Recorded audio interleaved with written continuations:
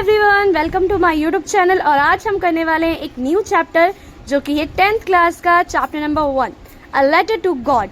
चलिए आइए इसे इजी समरी में समझते हैं। लेटर टू गॉड एक भावुक कहानी है जो एक गरीब किसान लेंचो के बारे में है, जिसे भगवान पर बहुत गहरा विश्वास है। वह अपने परिवार के साथ एक छोटी सी पहाड़ी पर बने घर में रहता है। उसकी जीविका पूरी तरह खेती पर निर्भर है और उसकी फसल बारिश पर निर्भर करती है। लेंचो बहुत मेहनती आदमी है और अच्छी बारिश का इंतजार करता रहता है ताकि उसकी फसल अच्छी हो सके। एक दिन आसमान में काले बादल छा जाते हैं और बारिश शुरू होती है। लेंचो बहुत खुश होता है क्योंकि उसकी फसल को पानी मिल रहा है। वह इसे भगवान का आशीर्वाद मानता है। लेकिन उसकी यह खुशी ज्यादा देर तक नहीं टिकती। थोड़ी ही देर में बारिश तेज ओलों हेलस्टॉर्म में बदल जाती है। बड़े बड़े ओले गिरते हैं और उसकी सारी फसल को नष्ट कर देते हैं। खेत ऐसे दिखने लगते हैं जैसे उन पर नमक बिछा दिया गया हो। उसकी सारी मेहनत कुछ ही मिनटों में बर्बाद हो जाती है। अब लेंचो और उसके परिवार के सामने भूख और मुश्किलों का खतरा खड़ा हो जाता है।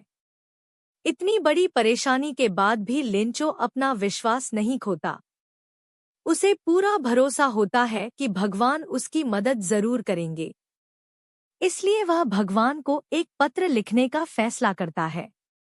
उस पत्र में वह भगवान से 100 पेसो मांगता है ताकि वह फिर से खेती कर सके और अपने परिवार का पालन पोषण कर सके।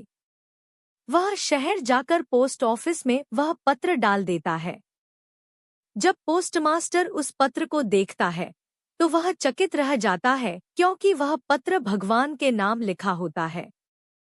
पहले तो वह हंसता है, लेकिन फिर लेंचो के विश्वास को देखकर भावुक हो जाता है। वह नहीं चाहता कि लेंचो का भगवान पर से विश्वास टूटे, इसलिए वह उसकी मदद करने का निर्णय लेता है। वह अपने साथियों से पैसे इकट्ठा करता है और अपनी जेब से भी कुछ पैसे मिलाता है, लेकिन वह केवल 70 पेसो ही जुटा पाता है। वह पैसे एक लिफाफे में डालकर लेंचो को भेज देता है और उस पर भगवान लिख देता है। जब लेंचो को वह पैसे मिलते हैं तो वह खुश होने के बजाय गुस्सा हो जाता है क्योंकि पैसे पूरे नहीं होते। उसे पूरा यकीन होता है कि भगवान कभी गलती नहीं कर सकते। इसलिए वह सोचता है कि पोस्ट ऑफिस के कर्मचारियों ने बाकी पैसे चुरा लिए हैं।